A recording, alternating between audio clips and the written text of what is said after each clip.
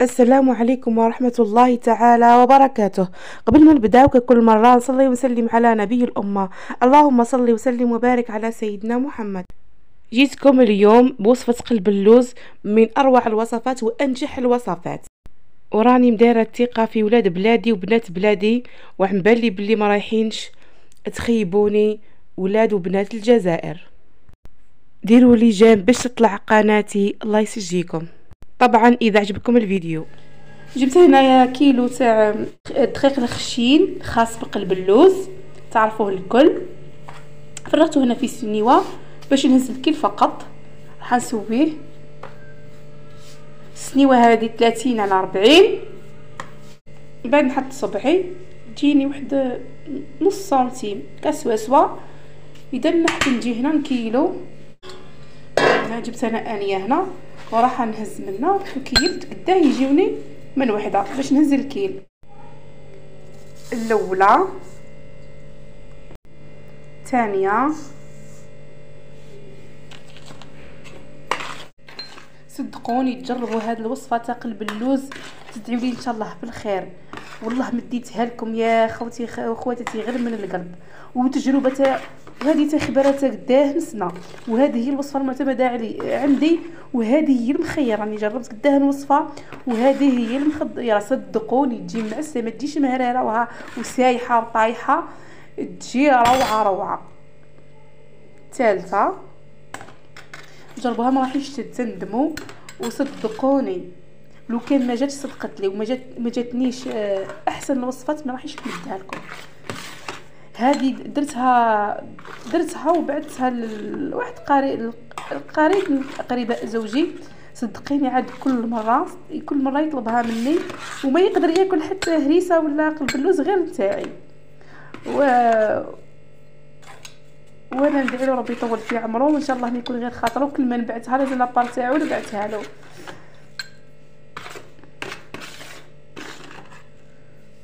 اذا هذه الكيله الرابعه.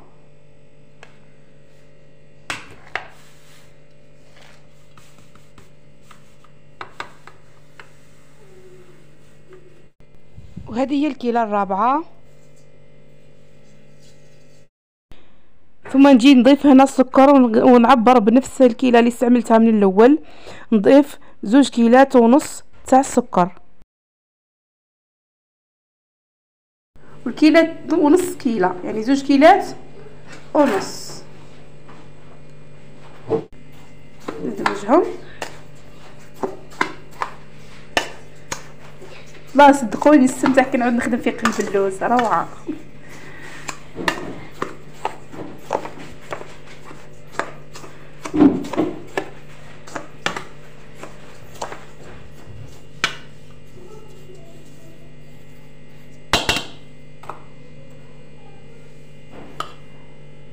هنا جيت حطيت ربع الكيلة زيت نباتي.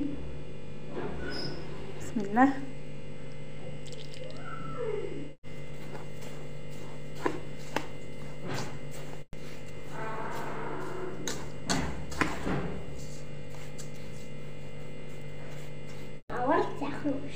جبت هنا كيلة ماء وراح نحط فيها بالعقل، صب شوية فوق بالعقل ونخدم بيديا حتى يذوب الماء، يذوب هذاك السكر والحبيبات تاع السميد هذاك ترطب، ما تبقاش يابسه هكذاك.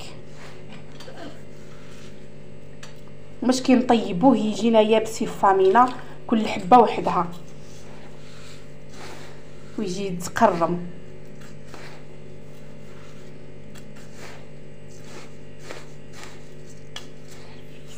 نحطوه بشويه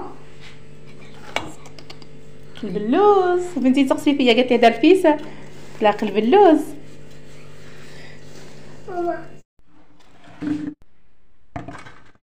جبت هنا هذه القصعه ورايحه نفرغ فيها لانه جاتني ديروجيا في هذا الانيه الصغيره. بسم الله. هاي الطريقه حنا تكون واضحه. نحكو بصوبك اون ديري قدر نبسس في البراج ولا في المقراض. طريقه سهله مبسطه. تبعوا فقط الطريقه راح تنجحوا فيها بربي ان شاء الله. والله ويلو كان جات واحد بالمية ما تصلحش ما نمدها لكم ونخدعكم بها. على بالنا كل شيء غالي في هذا الزمان، كل شيء غالي وكل شيء، وكيما انا ما نرضاهاش لنفسي نجرب وصفه وما تنجحليش ونخسر فيها المقادير ومن بعد ما تنجحليش وترمى هكذيك. انا ما نحبهاش وما نرضاهاش لخواتاتي وخوتي.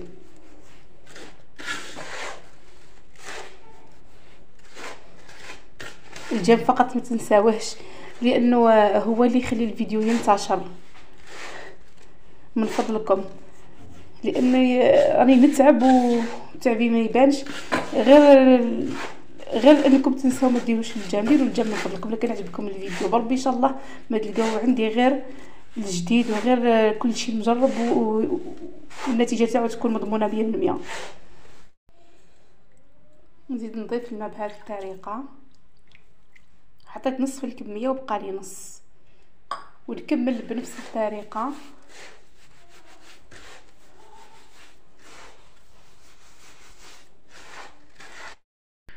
نبقى لمده ربع ساعه ولا 20 دقيقه وانا ندير بهذا الشكل. ندخل في النص كيله هذيك في هذا السميد ونحك بهذاك الشكل.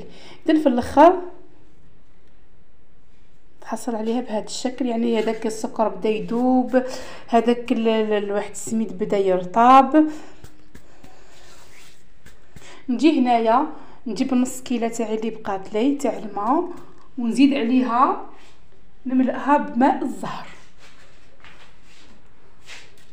بسم الله. اذا كيلو ونص ينزل من الماء وما زهر. 4 كيلات سميد خشين وكيلو ونص ماء مزهر.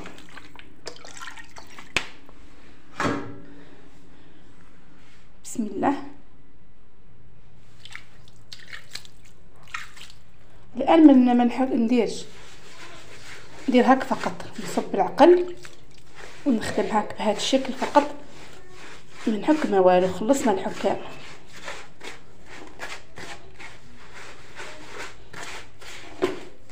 شغل نبلها بين صباعتيا فقط.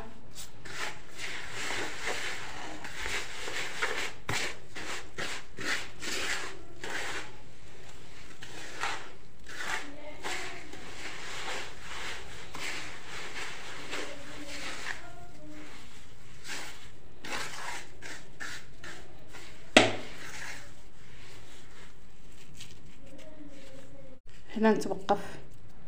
درت الكيله تاعي كيله ونص وبقى لي شوي.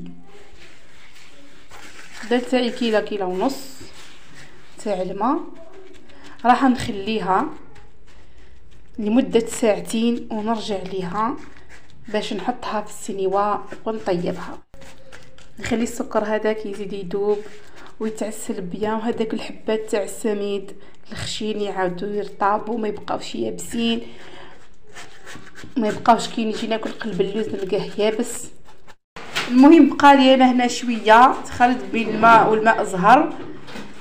ما شربليش سميد هذا ولا الكيله ما جات عمرتها مليح. المهم عينكم ميزانكم نتوما. المهم ما تخليوش يتحرحر بالماء.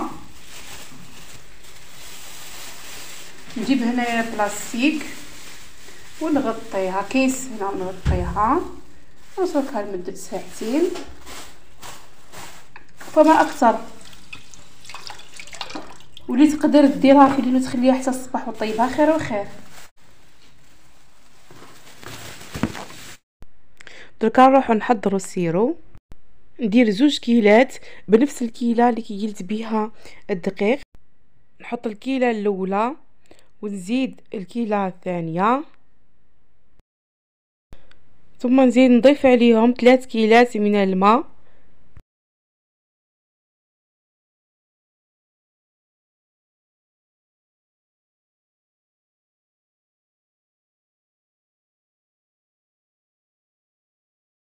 هاي بعد ما غلات غلا معايا السيرو نحسب 10 دقائق ونطفيه. انا سجلت ملعقه كبيره من الزبده، ولا كان توفر عندكم السمن ديروا ملعقه كبيره سمن احسن. ونكمل نملأ نضيف لها الزيت.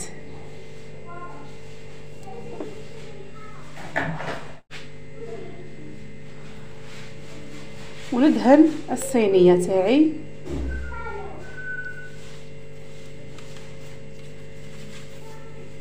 بعد ما دهنتها كامل الصينيه احباباتي، رجعت لكم بعد ساعتين. اذا السكر تاعي بكل داب وتعسلت عندي هنايا قلب اللوز تاعي تعسل، الله يبارك. نضرب الوز نخليه يطابرك هكذا كيما كنتم تشوفوا.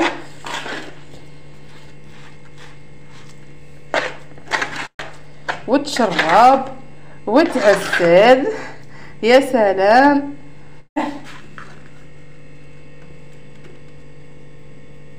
ونحطوه ونفرغوه.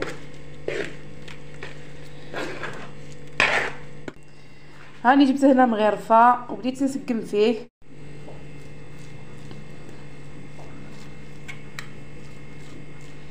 نكملو هكذا نسويو السطح.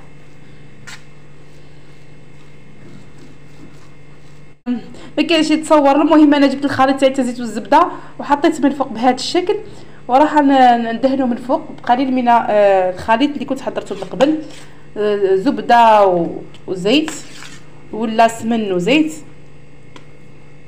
الشيء اللي عندك. بعد ما سويت السطح بيان نجي هنا ونقطعها بظهر الموس فقط بهذا الشكل.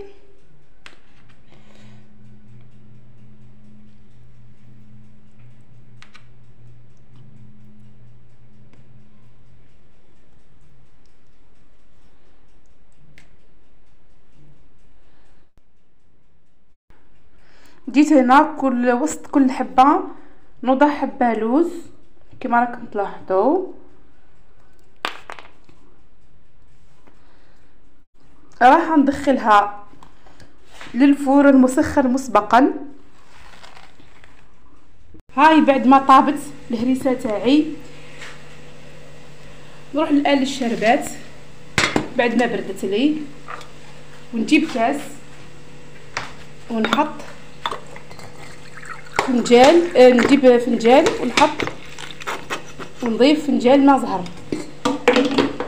نضيف فنجان ماء زهر.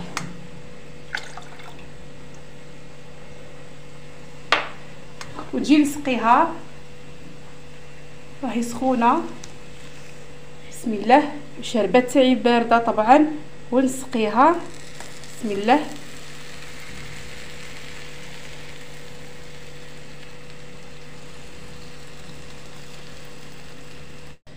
نخلي هذه الكميه بعد ما تتشرب زيد نعاود نحطها.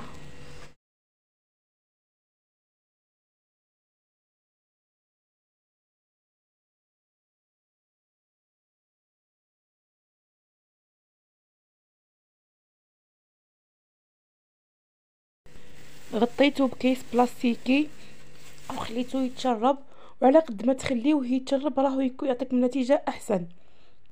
ونعطيكم فقط ملاحظه، لكن لقيتوه مازال ما تشرب لكمش وحبيتو تسرعوا العمليه، تخليوه تسخنوا الفرن وطفيوه ومن بعد تحطوه في وسطو تلقاوه بسرعه تشرب. وانا هنا المخربين تاع ولادي راحوا خربوا منه جبدوا منه. المهم راني قسمت معاكم وحده، شوفوا النتيجه ما شاء الله مشرب ومعسل والله روعه.